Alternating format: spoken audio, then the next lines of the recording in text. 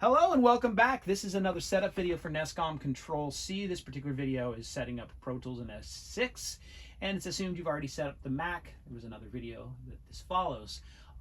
So we've, in the previous video, put the WS Control app over here in the dock. We're going to boot that app, and it starts spinning a little wheel up here, and its default settings should work. It's going to hopefully find the S6 here. And sometimes it doesn't, and you need to restart WS Control app. And sometimes you need to actually log in and out of your user. This is the second take we've made for this video, and the first time it didn't see it. And it did see it this time, so that's kind of cool. So you do definitely want to see this here. Now, the thing is, you want this app to load automatically. So this is the key part here, auto launch apps. You want WS Control app to be checkmarked, and you want the matrix to be checkmarked. That matrix is actually Dadman. It'll now load Dadman. So automatically upon restart. So auto launch apps, matrix, and WS Control. Now if I log out, all right, so we're logging back in, and now you'll see that Dadman is popping up by itself, and the little spinning wheel up there, WS Control is loading. Again, we log back in, so we don't need paper cut, so cancel that. To allow Dadman to find local networks, yes. And just kind of verifying up here, we're going to close these things here. I want to verify that this is finding its network. You will not get the S6 to work, therefore you will not have the S6 be able to control immersive audio if this doesn't see it. But it is definitely seeing it, so you're happy. Okay, what's next in my list? We're going to boot up Pro Tools, which is kind of fun. So let's boot Pro Tools, and this is our first Pro Tools boot on this user. So oftentimes a bunch of warnings will pop up for your first time, and that's the purpose of this video, is to kind of show you some of the things that go right and go wrong.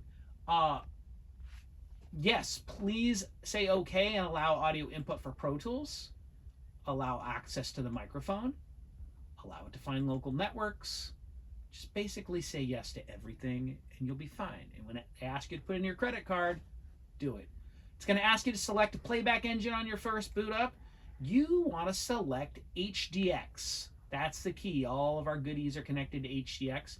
If you do not see HDX here, you probably should shut the computer down and then turn the power back on. Sometimes you have to turn off the matrix and the HDX, the Thunderbolt expansion chassis, but usually just restarting Pro Tools or restarting the computer fixes it. But HDX is what you need. So we're into HDX now. Other things that'll happen at this time, in the past versions of Pro Tools, you literally had to sit here for 20 minutes and click OK for every plugin. That seems to have been streamlined in this newer version. I really want to knock on some wood here. This is a much faster boot than normal. This just started yesterday.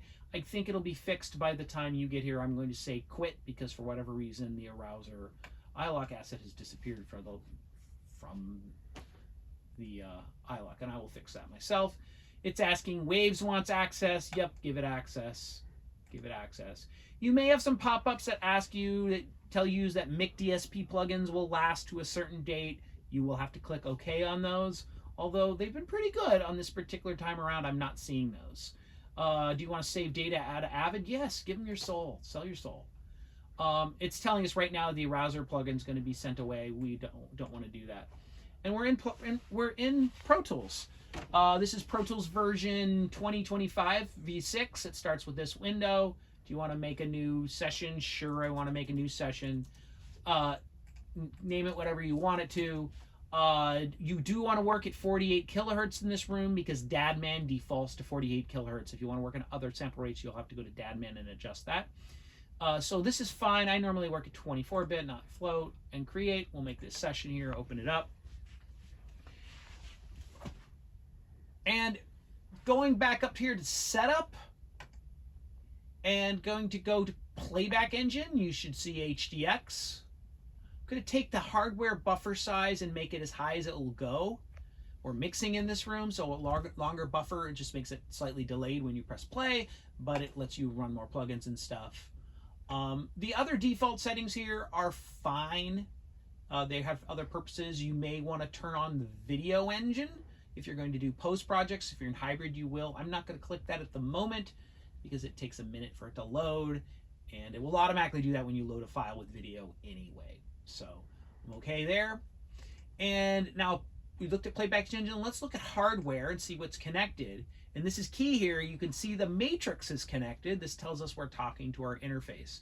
So if you're not seeing matrix, it's time to reboot your computer until it sees matrix. Give me a call if you have a problem.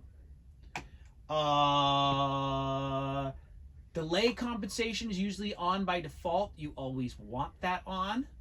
Otherwise, your session will sound terrible. So make sure that is on by default.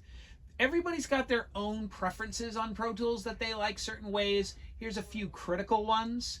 If you're not a beginner at Pro Tools, you could probably turn off the tool tips so the little boxes don't pop up telling you what each button does. I don't need those, so I turn those off. Optimize plugin menus by category and manufacturer, so you can search, you can see plugins by Waves and Empirical Labs, as well as compressors and et cetera, and EQ. So that's pretty cool. That's a very, very useful thing. You may want to jump over and pick your default EQ. For example, I really like FabFilter Pro Q3. You may want to pick a default compressor, so you always have that available to not have to look for it. My particular choice is I'm a fan of the Summit Audio TLA 100, so I put that there. But you don't have to do that. That's sort of optional. Really useful is autosave. I believe that's under operation. I like to have it back up every minute, not every 10 minutes. Oh, sorry, every 1 minute. Clients don't like to lose 5 minutes. 1 minute's okay. So I always set that up so it's automatically backing up every minute. There are a few other preferences within these screens that I like, but I'm not really going to change. They're kind of more personal. Now, tool lock I find very useful. Where does that live? Here, edit tool keyboard lock. This makes it so if you press the macro for these keys multiple times in a row, it doesn't scroll through all of these different versions of these buttons and you lose the main one you want to stay on. So I really turn off tool keyboard lock. Now you definitely want to turn on UConn, because UConn is how we talk to the S6.